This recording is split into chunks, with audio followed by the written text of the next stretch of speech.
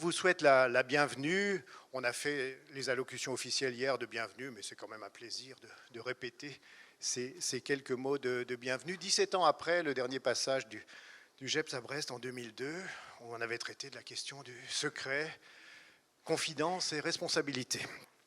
Cette fois, nous avons décidé, avec le comité d'organisation puis le CA du GEPS, de consacrer ces 2 jours à 2 notions, j'ose pas dire concept, à côté de mes collègues philosophes, la notion de souci de l'autre et la notion de souci de soi.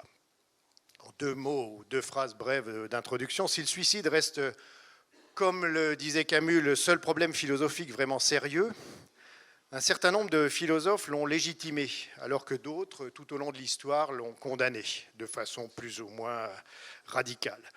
Plus récemment, l'un d'entre eux, et c'est la lecture de ce philosophe, un philosophe suisse, Michel Cornu, en 2000, a forgé à ce sujet l'expression d'éthique de l'inquiétude. Et c'est sur cette expression que, avec des collègues brestois et des collègues lillois, entre autres et d'autres, nous avons forgé la notion de souci de l'autre à partir de cette expression d'éthique de l'inquiétude. Alors l'éthique de l'inquiétude, on peut au sens étymologique du terme, c'est absence de repos, inquiétude.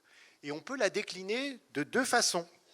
On peut l'entendre à un niveau épistémologique, absence de repos sur un seul savoir constitué, ce qui plaide, et c'est un des traits génétique, je dirais, du GEPS, pour une approche résolument interdisciplinaire de l'objet suicide. On a besoin de regards croisés pour comprendre un phénomène aussi complexe que le suicide, de regards croisés qui vont, et on le verra ce matin, de la philosophie aux neurosciences, en passant, en début d'après-midi, par la psychanalyse. Donc, premier niveau, cette absence de repos sur un seul savoir constitué monomorphe, plaidant pour l'interdisciplinarité, et absence de repos, et on en vient à un autre sujet, à un niveau relationnel, qui traduit une posture relationnelle, absence de repos vis-à-vis de l'autre, autrement dit, le souci de l'autre. C'est donc cette notion que nous avons décidé de décliner pendant ces 2 jours, des bases philosophiques aux connaissances neuroscientifiques, c'est ce matin, en passant en début d'après-midi par les freins au souci de l'autre, en particulier grâce à la théorie psychanalytique. Et puis demain, nous rentrerons, parce qu'il ne faut pas rester trop cognitif, dans la pratique, à savoir comment décliner ce souci de l'autre dans les dispositifs de prévention, que ce soit dans les territoires, évidemment on parlera de vigilance, ou vis-à-vis de populations spécifiques, les adolescents, les agriculteurs, les entrepreneurs en difficulté. On aurait pu en prendre d'autres, mais ce sont les intervenants que nous avons choisis de faire parler demain. Voilà pour ces quelques mots d'introduction.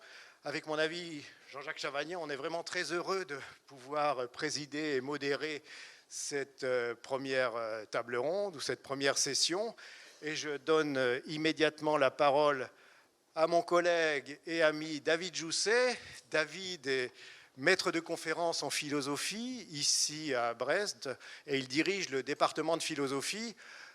C'est aussi un compagnon d'armes, j'ose pas dire, cher David, un vieux compagnon d'armes, mais nous avons quand même cheminé un certain nombre d'années ensemble, en particulier en copilotant un master qui s'appelait Master d'éthique de soins et santé, qui est mort enfin il n'y a jamais de belle mort, j'allais dire qu'il est mort de sa belle mort, mais c'est pas tout à fait ça. La fin a été plus douloureuse que ça, et douloureuse institutionnellement. Il y en a encore quelques traces, et à l'UBO et à la fac de médecine, mais ça c'est notre cuisine interne. Le doyen n'est pas là, donc je peux m'arrêter. Et puis l'autre compagnonnage, c'était dans l'équipe de recherche, qui était une équipe de recherche assez originale, puisqu'elle fédérait un certain nombre de disciplines médicales. On y retrouvait évidemment la psychiatrie, la pédopsychiatrie, mais aussi la pédiatrie, la gériatrie, la réanimation, et puis de l'autre côté, la philosophie, le droit et la psychologie. Mais cette équipe de recherche est aussi morte de sa belle mort.